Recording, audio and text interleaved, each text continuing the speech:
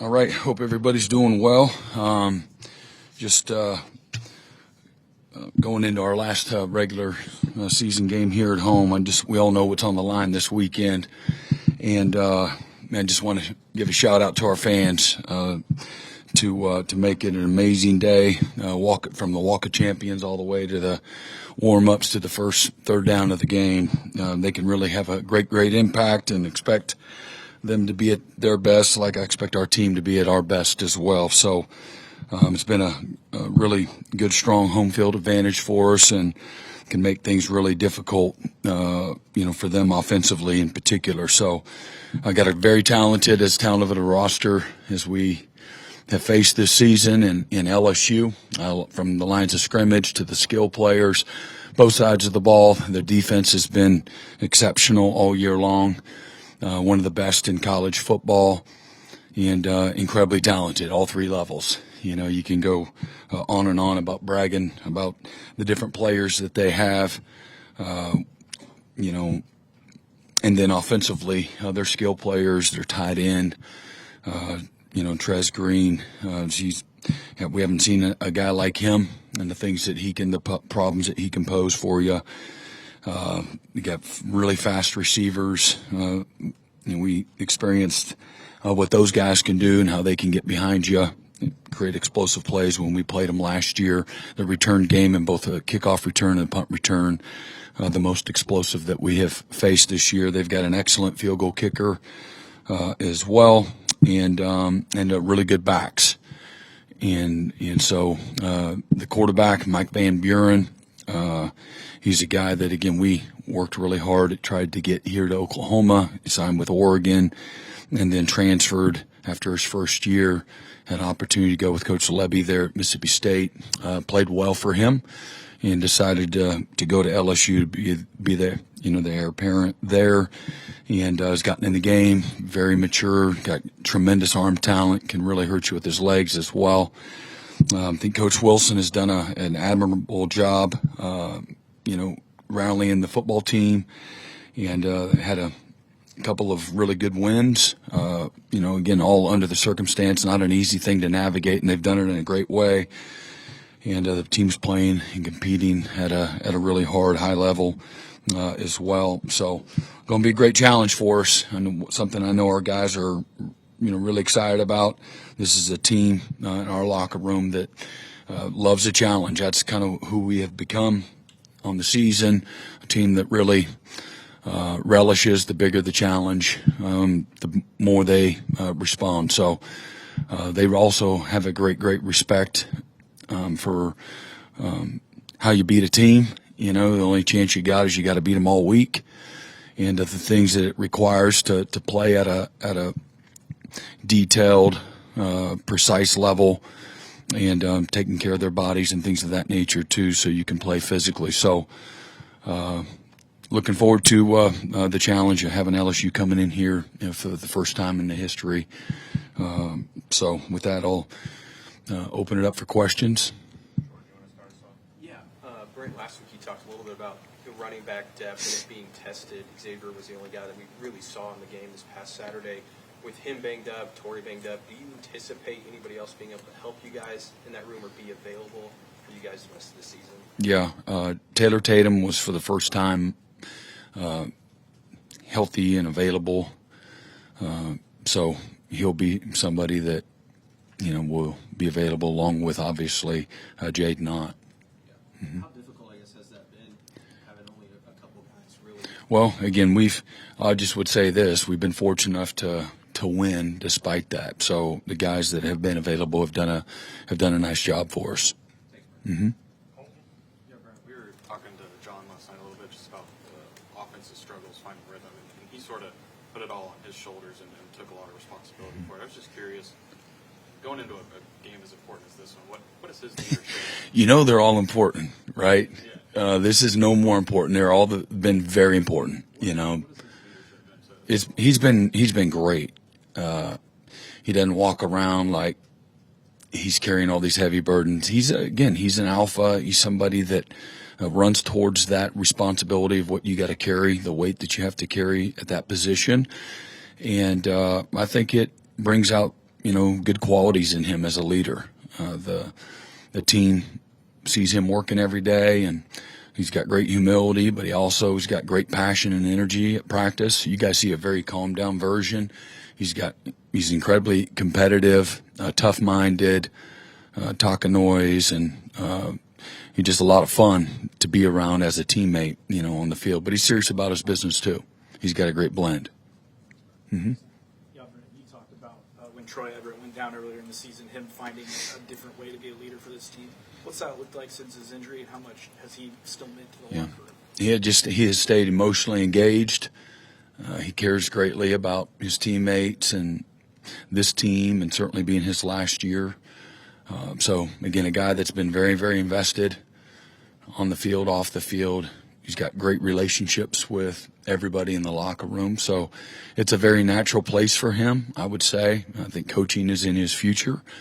And just a real natural when it comes to, find ways to contribute, from a leadership standpoint. So I think he has a way to make guys laugh when he needs to, but also a voice of reason when it's time to buckle up and, you got to do a little more. I think he's always been a guy that he has no filter, and it's in a healthy way, but he has no filter when it comes to saying what's on his spirit, and it's well received by his teammates. I think he's gotten better. A couple of years ago, sometimes maybe the delivery needed a little bit of polish, and but he's really learned, how to engage his teammates to bring out, good qualities in them.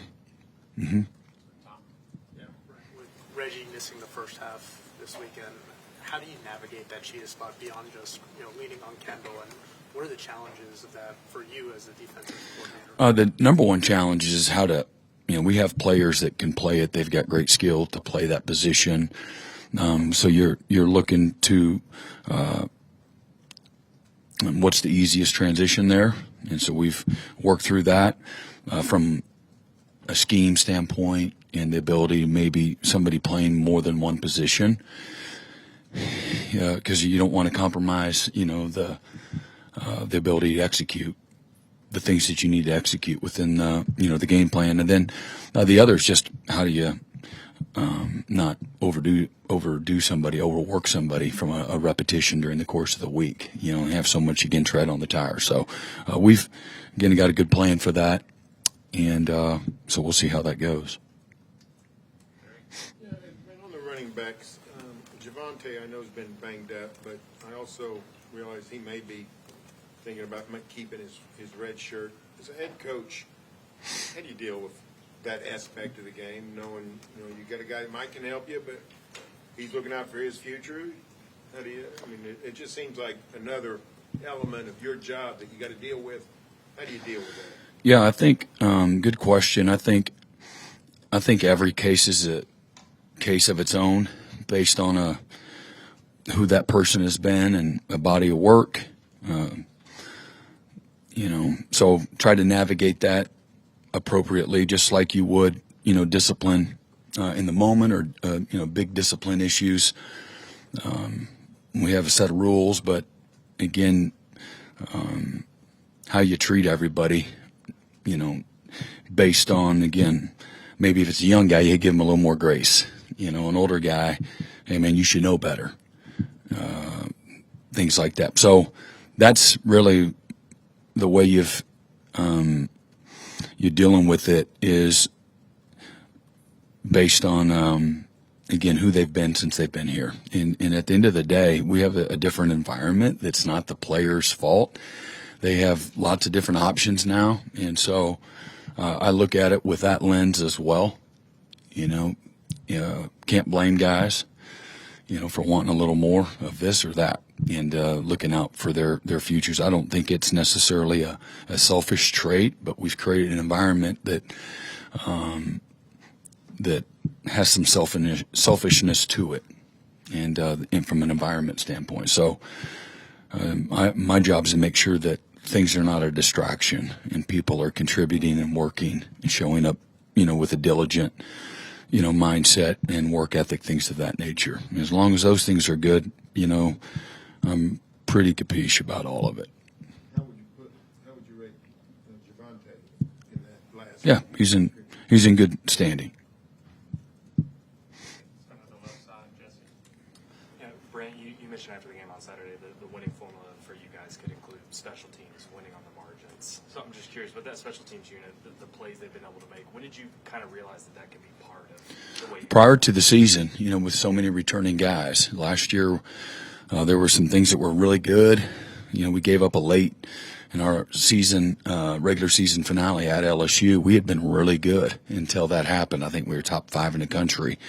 And then that happened where we gave up a 90-plus yard kickoff return. But again, that was year 2 for several players. Year 1 for a bunch of freshmen like Boganowski and Powers and Hardy, all played significant roles for us a year ago. And that with all of the other guys just start thinking about the linebacker room and the safety room in particular.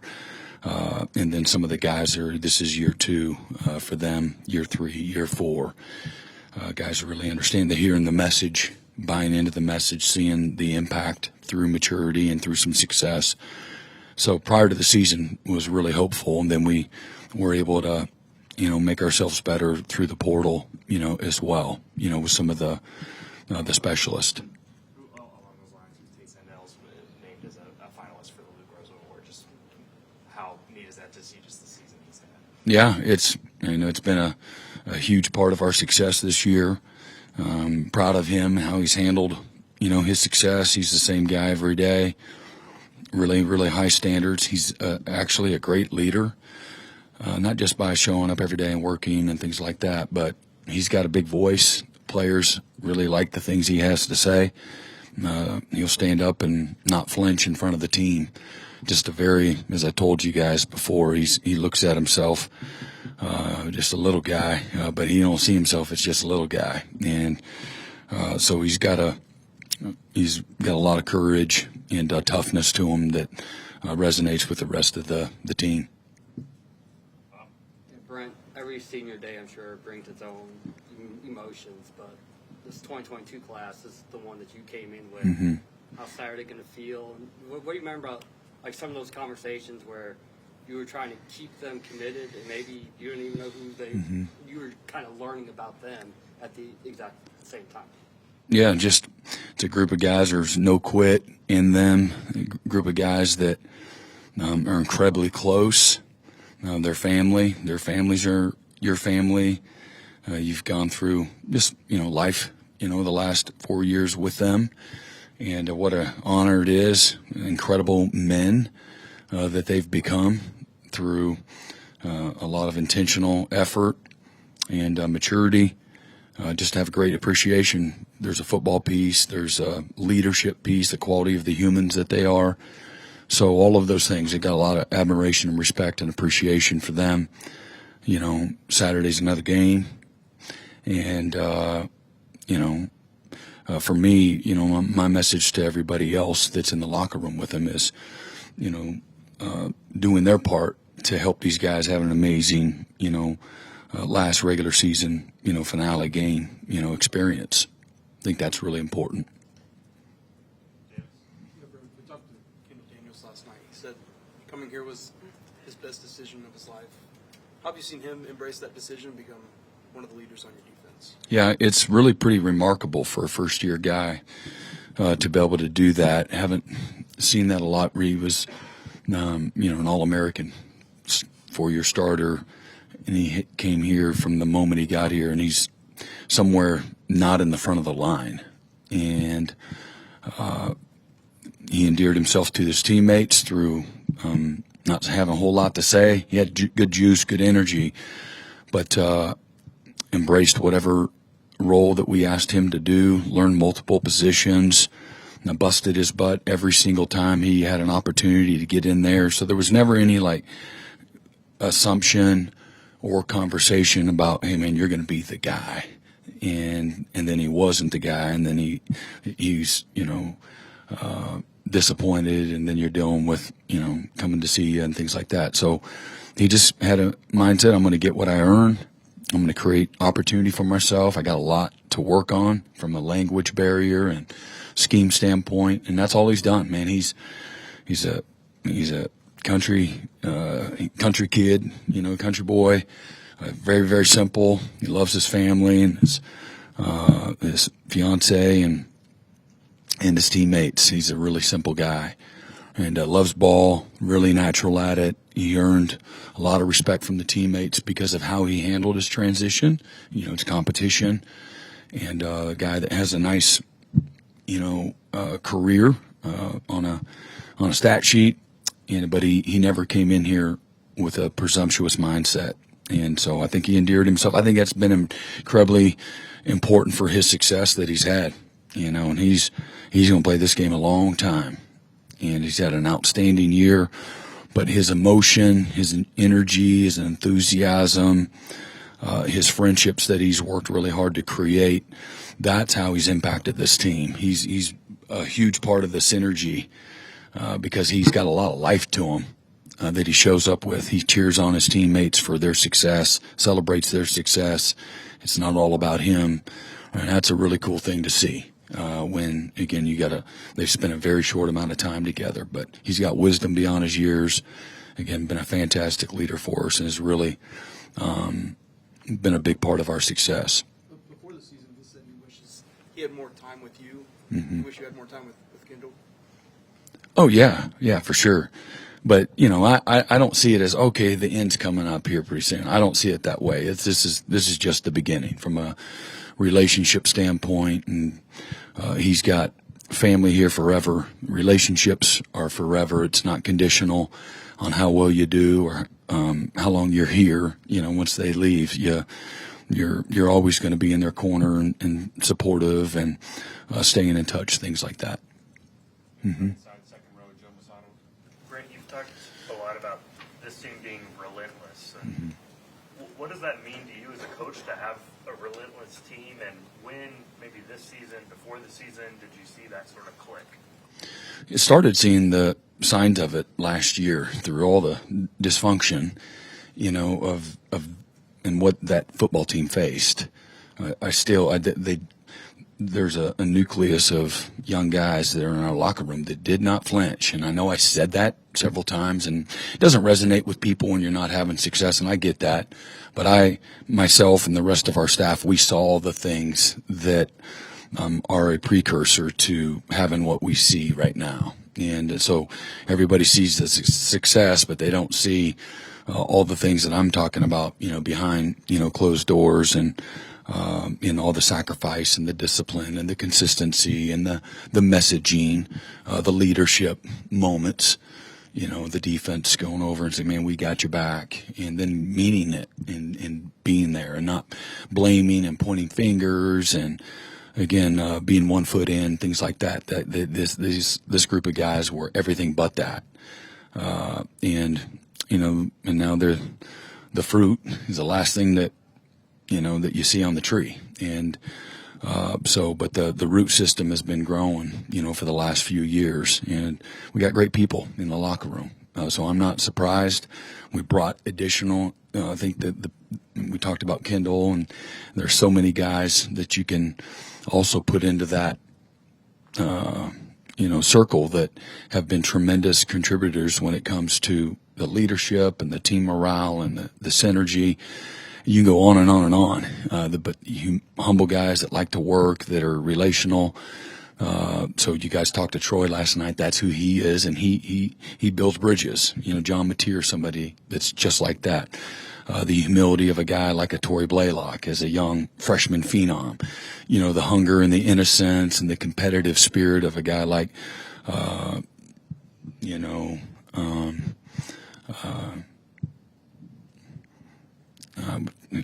Mike Fasusi, I apologize, and or Eddie Pierre-Louis. The same thing.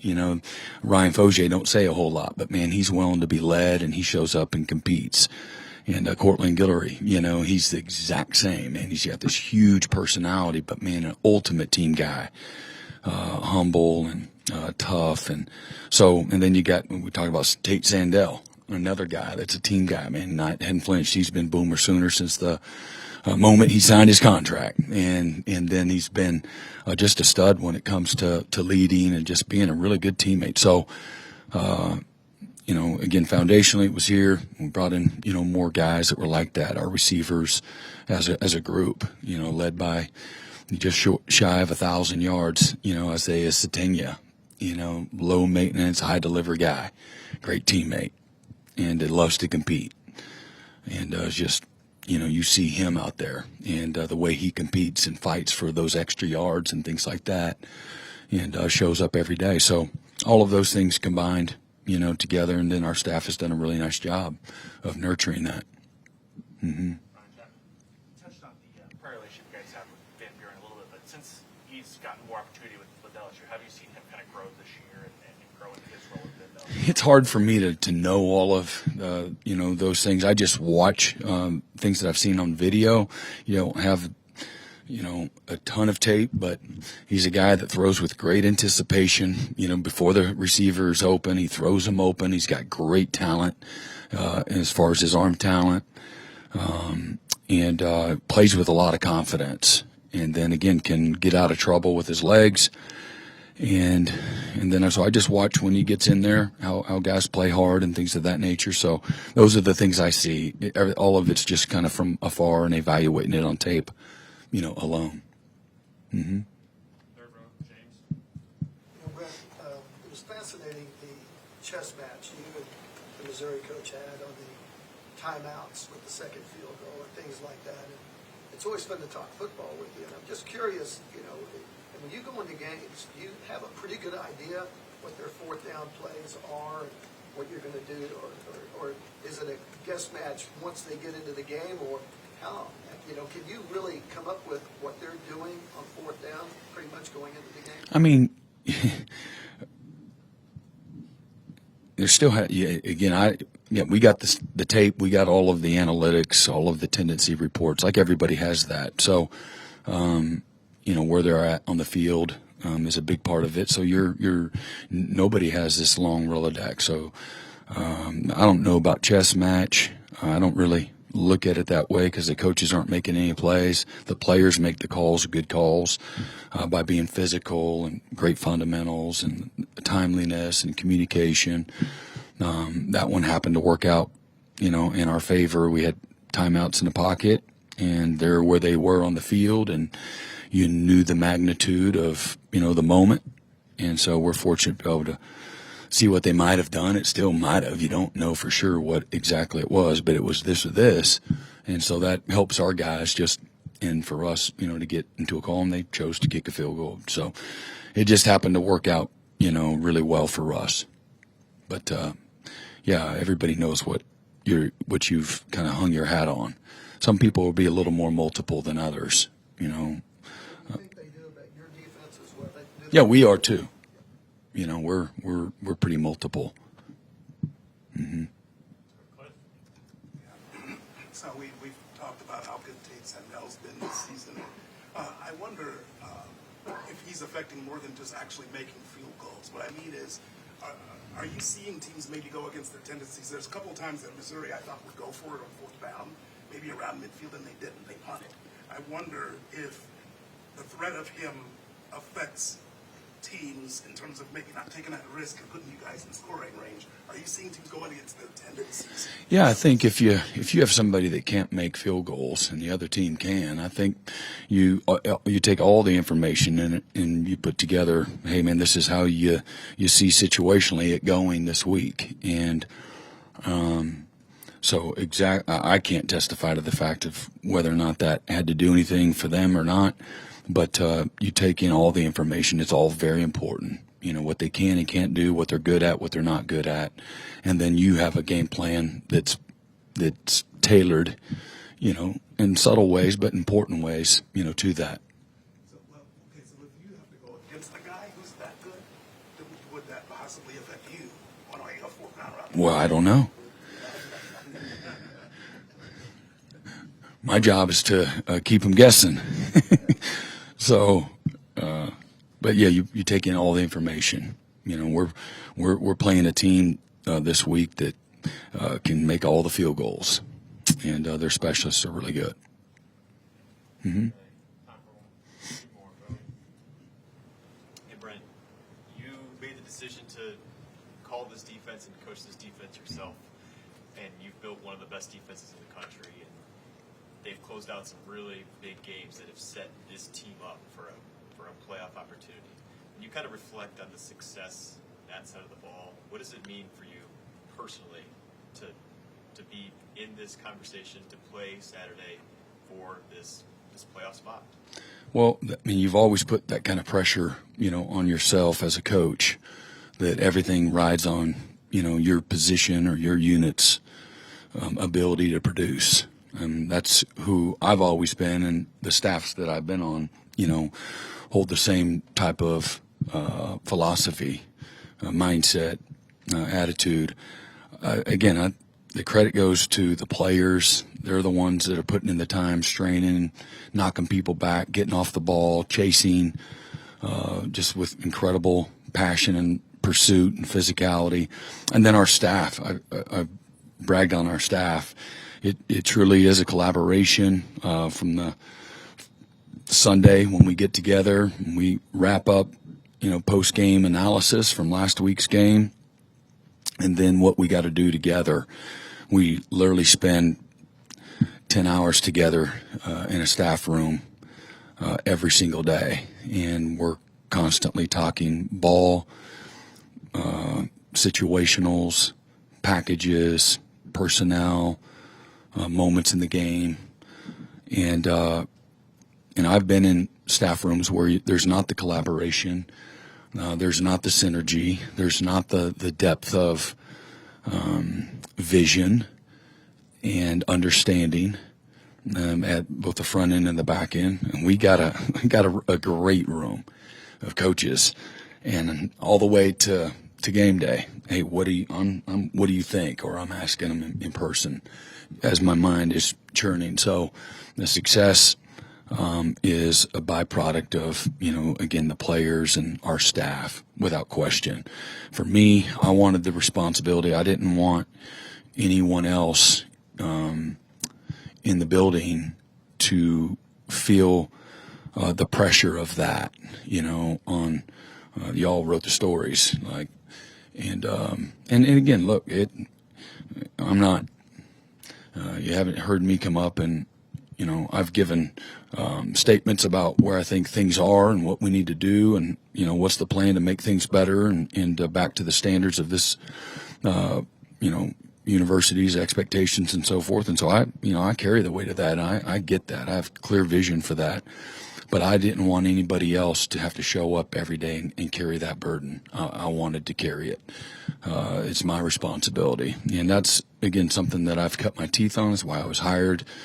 And so I had confidence in our roster and confidence in our staff, to play at the level that we're playing at. And doesn't mean that it always happens for lots of different reasons, but we got a great group that are bought in and have worked really hard, both player and coach alike. I'm incredibly thankful, for them. Obviously, this late into the season, and you're a defensive guru, do you see things, or when you see things that the other offense is doing, what's your communication like with Ben Arbuckle this late into the season? Does he have full reign over the offense, or what's the communication that goes in between you and Ben Arbuckle? Yeah, it's constant communication. Hey, Ben, they're not going to get another first down in the game. Let's manage it well. I don't want to run every snap. I don't want to throw every snap. Let's convert. Let's stay on the field, And, a lot of times it's literally, hey, the other side of the ball, I put pressure on those coaches, nonstop, and put the same kind of pressure on the offensive coaches. Pressure is to stay on the field, not just not turn it over. Stay on the field, move the ball, create field position, go score. And just like I do on defense, man, this is the drive. I probably say that 8 drives a game. This is the most important drive of the game.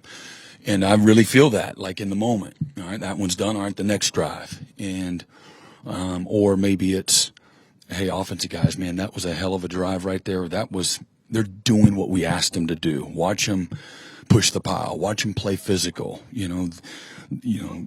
Let's let's make sure we're telling these guys that's a hell of a job. That's what it looks like, and we need more of that. And of course, I'll do it, but I want them. I want the position coaches and the coordinators. I want them to create that attitude, that confidence, the nurture the momentum. Don't be a bunch of stiffs. This is a passionate, intense, enthusiastic type of game that is very real, and not being rah-rah. Not making stuff up. Celebrate, the things that we asked them to do that we said were critical in winning, and you make it a big deal. Go over there and double punch somebody right in the freaking chest because they did what you've been talking about. This is what winning looks like. And so I don't want it always to be me, the lunatic head coach. I want it to be everybody is sharing that passion and the energy. And sometimes it's there, sometimes it's not what you want it to be. And I've just got to, always be mindful of that. And the kids like it when, the coach is having fun too, put their guard down some. But that's what it is. Hey, we're nonstop talking analytics. Hey, you got to go at 1, on 1st and 10 in the drive. And, oh man, they're just, they're sitting on it, man. You can get by that guy, or man, they're going to make it hard on you. They're going to run the guy up the field. They're not going to let you get outside on you. It's more inside. So those are all the things without, I know what it is. If I had somebody coming over and, telling me constantly what I should or shouldn't do, or being Captain Obvious, I'm not going to like it very much. I'm trying to be in a rhythm. I'm in a mindset. You need to tell me that, hey man, we are going to go for 2, great. Or they're going to go for 2, great. I get that. But it can really, it can get you out of whack too. You got to there's a fine line, That was a terrible drive. That was exactly opposite of what I just asked for.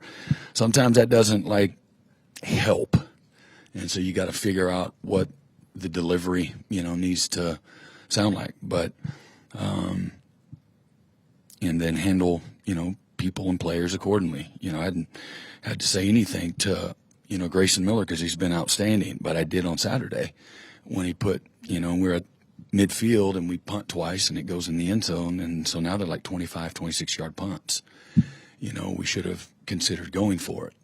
And so he had to hear an earful. Next thing you know, we put it inside the 10. I don't think that my motivational and some of my remarks were the reason why he was able to put it inside the 10. But now it's a moment where I can say, see, Grayson can take a butt chewing.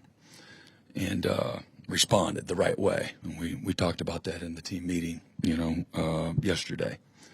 So, but it's, you're constantly collaborating, throughout the course of the week. We go against each other a lot situationally. Those are all very detailed and planned out moments of practice that are all about game day simulation. And so we're constantly talking, okay, they're playing this concept on defense. Hey, these are the things that I don't want to see. These are the things that we've been burnt. So maybe you give them, the videos, things like that, to show them, how to, attack a certain scheme. All right. Y'all have a great Thanksgiving.